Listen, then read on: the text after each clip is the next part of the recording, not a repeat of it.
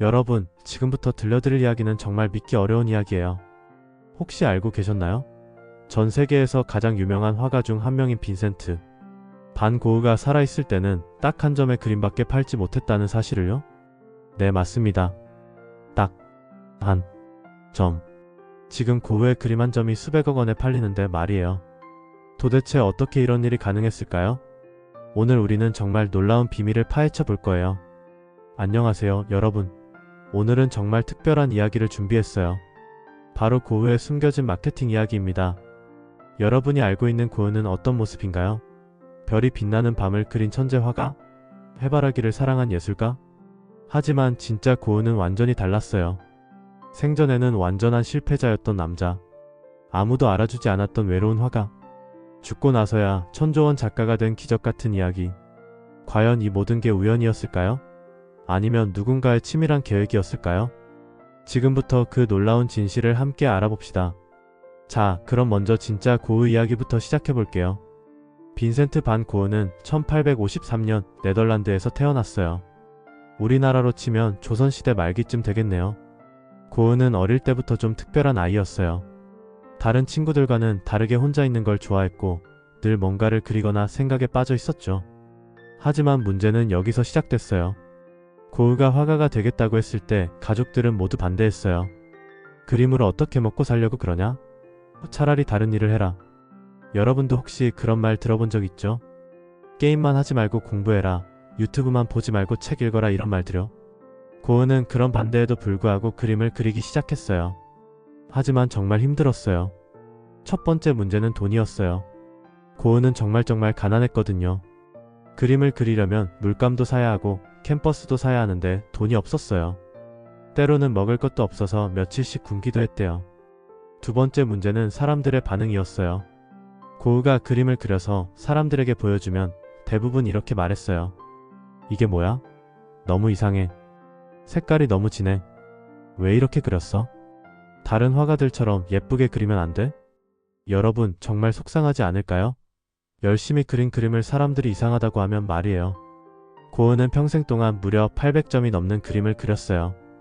800점이면 정말 많은 거예요. 하루에 한 점씩 그려도 2년 넘게 걸리는 양이거든요. 그런데 그 많은 그림 중에서 살아있을 때 팔린 건 딱 하나뿐이었어요. 그 그림 이름이 바로 붉은 포도밭이에요. 그마저도 400프랑에 팔렸는데 지금 돈으로 치면 40만원 정도예요. 여러분이 좋아하는 게임 하나 사는 정도의 돈이죠. 상상해보세요.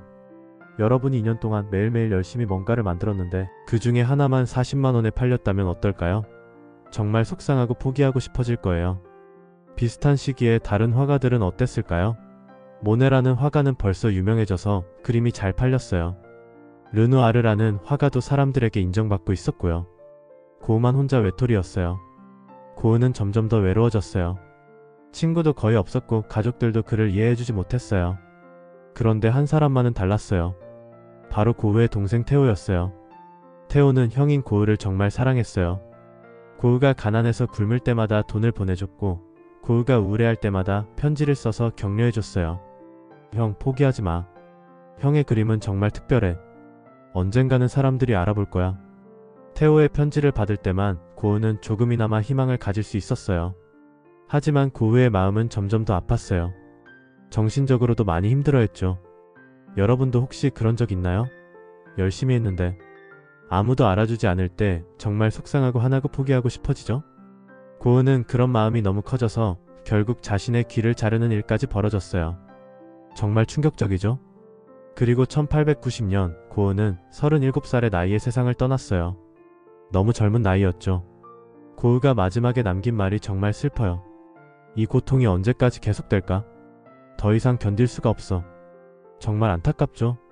이렇게 재능 있는 사람이 아무도 알아주지 않아서 이렇게 된 거예요. 그런데 여기서 정말 놀라운 일이 벌어집니다. 고흐가 세상을 떠난 바로 그 순간부터 모든 게 바뀌기 시작했거든요.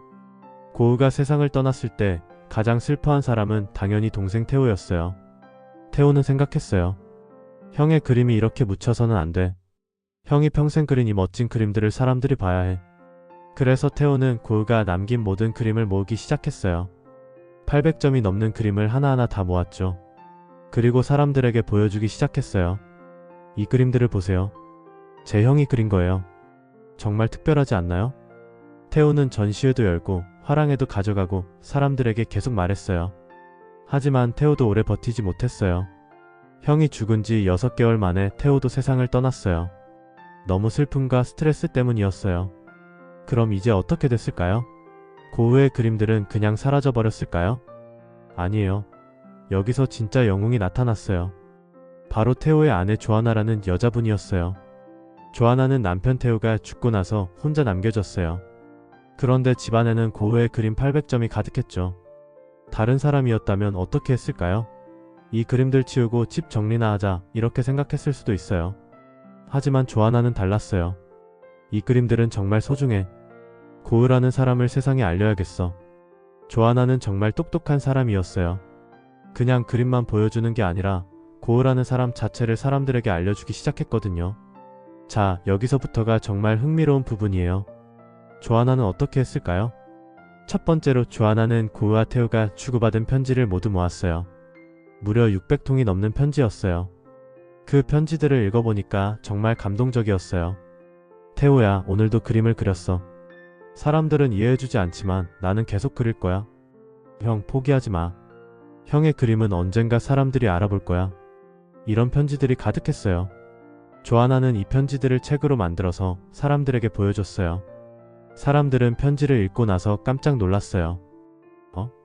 고흐가 이런 사람이었구나. 정말 외롭고 힘들었겠네. 이렇게 형제끼리 서로 사랑했구나. 너무 감동적이야. 사람들이 고흐의 이야기에 감동받기 시작한 거예요. 두 번째로 조아나는 정말 똑똑한 전략을 썼어요. 고흐의 그림을 함부로 많이 팔지 않았어요. 이 그림은 정말 소중한 작품이에요. 아무나 가질 수 없어요. 이렇게 말하면서 그림을 귀하게 만들었어요. 여러분도 그런 경험 있죠? 한정판이라고 하면 더 갖고 싶어지잖아요. 조아나는 고흐의 그림을 한정판으로 만든 거예요. 세 번째로 조아나는 고흐의 이야기를 계속 퍼뜨렸어요.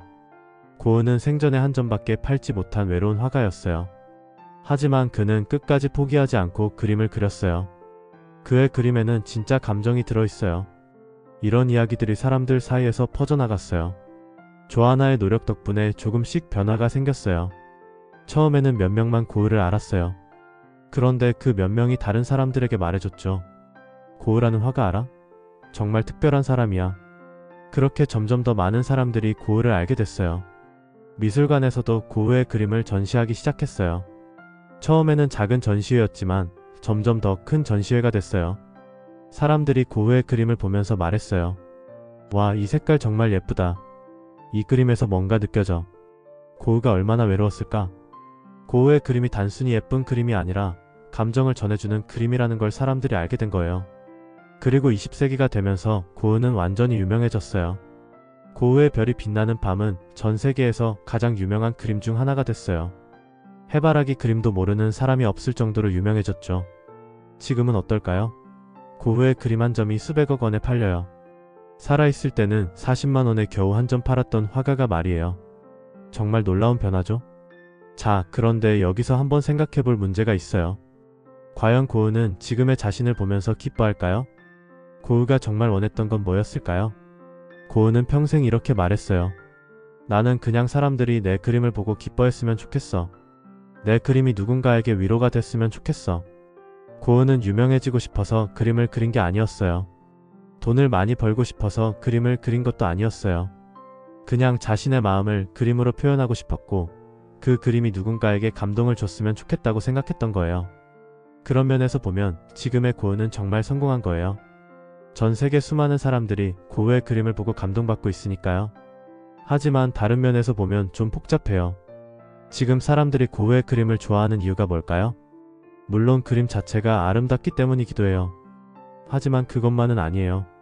고흐는 생전에 인정받지 못한 외로운 화가였다는 이야기 때문에 더 감동받는 사람들도 많거든요. 어쩌면 우리는 고흐의 그림이 아니라 고흐의 슬픈 이야기를 좋아하는 건 아닐까요?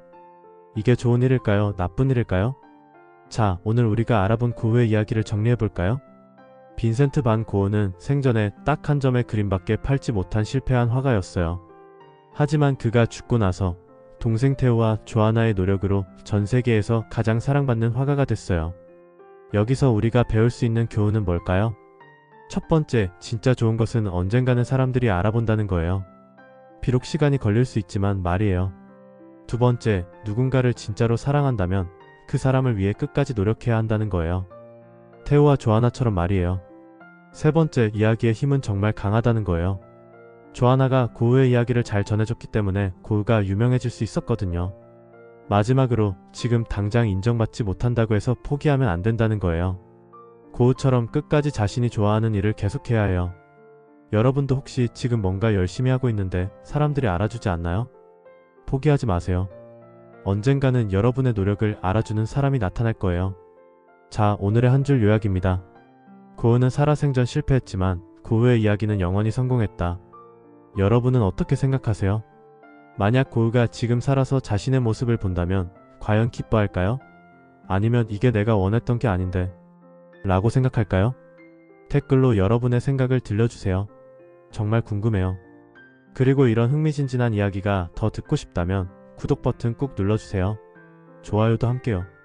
다음 영상에서는 또 어떤 놀라운 이야기를 들려드릴까요? 혹시 여러분이 궁금한 사람이나 이야기가 있다면 댓글로 알려주세요. 여러분이 원하는 이야기를 찾아서 재미있게 들려드릴게요. 그럼 다음 영상에서 만나요. 안녕.